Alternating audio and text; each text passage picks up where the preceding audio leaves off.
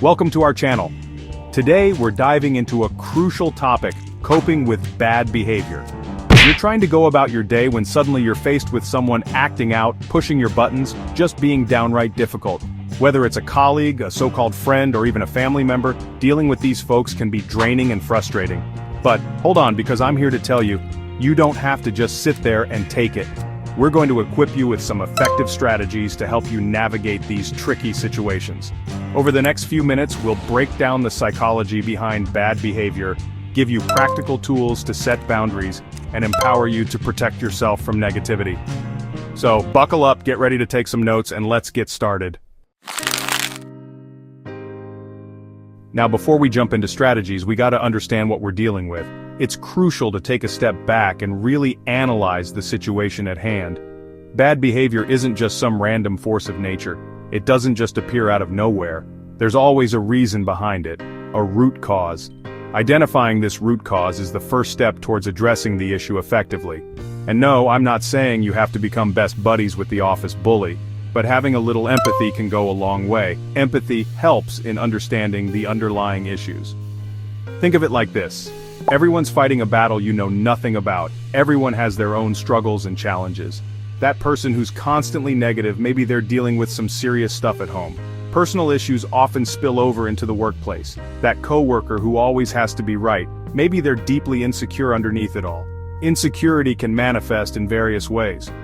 Now, I'm not condoning their behavior, not for a second.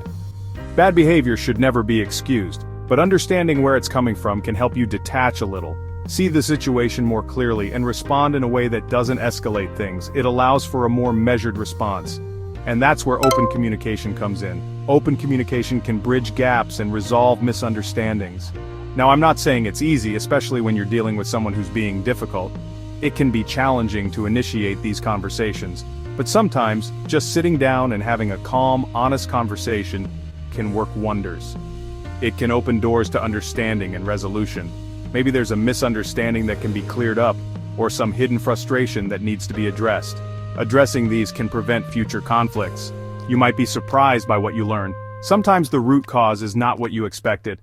By trying to see things from the other person's perspective, you can often diffuse tense situations before they even start.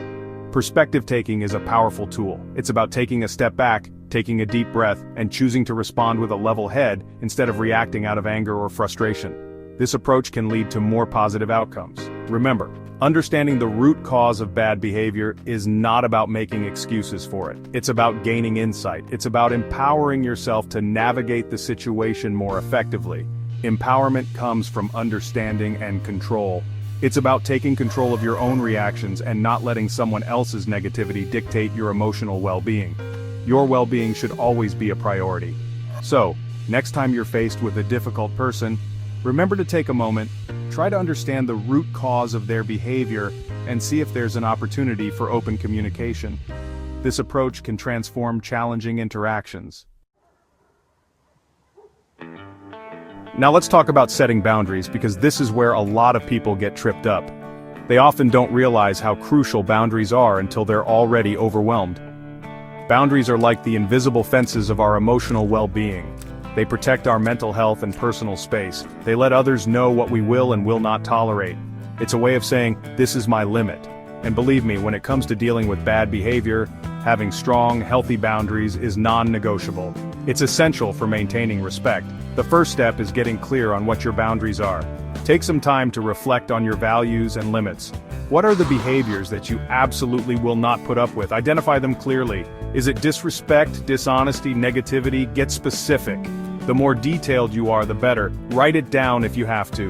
Putting it in writing can make it feel more concrete and real. Once you know your boundaries, you gotta communicate them. Don't assume people will just know. And I don't mean hinting around or dropping subtle suggestions. That rarely works. You need to be direct, firm, and crystal clear. Say exactly what you mean. Look, when you interrupt me constantly, it makes me feel disrespected, and I'm not going to tolerate it. Be specific about the behavior and its impact. Now here's the thing about boundaries. They only work if you enforce them consistently. Consistency is key. Think of it like training a dog. If you let them get away with bad behavior sometimes, they're gonna keep pushing the limits. Same goes for people. If you let them get away with bad behavior sometimes, they're gonna keep pushing the limits. Same goes for people. If you let someone slide on their bad behavior once, they're gonna do it again. It's a slippery slope. Especially if you're dealing with someone who's used to getting their way, or someone who you care about deeply. It can be challenging but necessary. But trust me, setting and enforcing boundaries is one of the most loving things you can do for yourself and for the other person. It shows respect for both parties. It's about creating a healthy dynamic where both people feel safe and respected. Mutual respect is the foundation of any good relationship. So, set those boundaries high, enforce them consistently, and don't be afraid to walk away from any relationship that doesn't respect them. Your well-being is worth it. Alright, let's talk about protecting your well-being, because when you're constantly dealing with bad behavior, it can take a serious toll on you, both mentally and physically. It can drain your energy, zap your motivation, and leave you feeling emotionally exhausted, making it hard to focus on anything else. So what can you do? First and foremost, you gotta learn to detach emotionally. This means not letting their negativity seep into your own mindset. Now, I'm not saying you become a robot, devoid of all feelings. It's about finding a balance. But you need to find a way to create some distance between their behavior and your own emotional state. This can help you maintain your peace of mind. Remember, you can't control how other people act, but you can control how you react. Your response is within your power. So the next time someone's trying to bait you into a conflict or drag you down with their negativity, take a step back, pause and breathe. Remind yourself that their behavior is a reflection of them, not you. It's their issue, not yours. Another powerful tool is reframing. This involves changing the way you look at the situation. Instead of getting caught up in the drama, try to see the situation from a more objective perspective. This can help you stay grounded. Maybe this person is just having a bad day. Everyone has those moments. Maybe they're dealing with something you know nothing about. Hidden struggles can affect behavior. And finally, you gotta prioritize self-care. This means taking time for activities that rejuvenate you. When you're dealing with difficult people, it's more important than ever to take care of your own mental and emotional well-being. This is crucial for your resilience. Because the stronger and more resilient you are, the better equipped you'll be to handle whatever life throws your way. Stay strong and take care of yourself. Now, we've talked a lot about dealing with the negative, but what about encouraging positive behavior? Because at the end of the day, we want to create more positive, respectful interactions in our lives, right? One of the most effective ways to do this is through positive reinforcement. It's a simple concept. When you see someone behaving in a way that you appreciate, you acknowledge it, you reward it.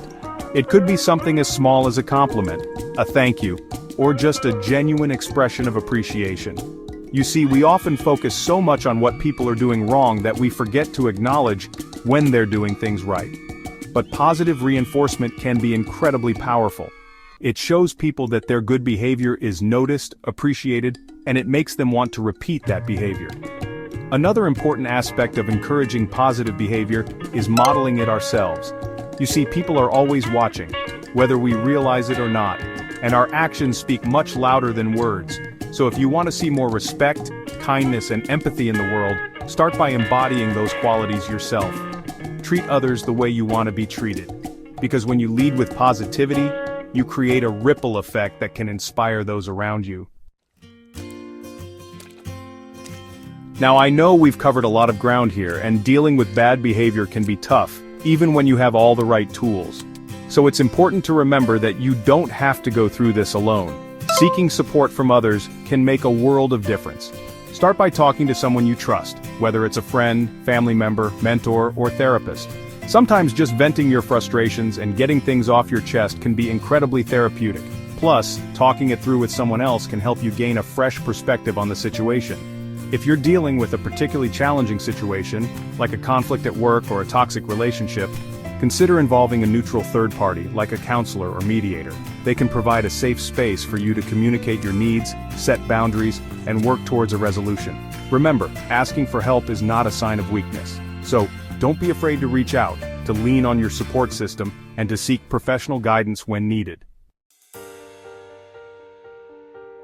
And finally, we need to talk about something that can be really difficult, but sometimes absolutely necessary: knowing when to walk away. Look, not all relationships are meant to last forever, and sometimes the healthiest, most loving thing you can do for yourself is to remove yourself from a situation that's no longer serving you. So how do you know when it's time to walk away? Well, here are a few signs. The behavior is consistently disrespectful and hurtful. If someone is constantly putting you down, belittling you, or making you feel bad about yourself, it's time to reevaluate the relationship. Your boundaries are repeatedly crossed. If you've clearly communicated your boundaries, and the other person continues to disregard them, it shows a lack of respect for you and your needs. The relationship is draining your energy and negatively impacting your well-being. If being around this person consistently leaves you feeling exhausted, stressed, or unhappy, it's a sign that the relationship is no longer healthy. Remember, you deserve to be treated with respect, kindness, and love. And you have the right to walk away from any relationship that doesn't align with those values. Thanks for watching. We hope these strategies help you cope with bad behavior more effectively. Remember, you have the power to set boundaries, protect your well-being, and create positive change in your life. Don't forget to like this video if you found it helpful, leave a comment below with your thoughts, and subscribe to our channel for more insightful content on navigating life's challenges. So, go out there, set those boundaries, and live your best life.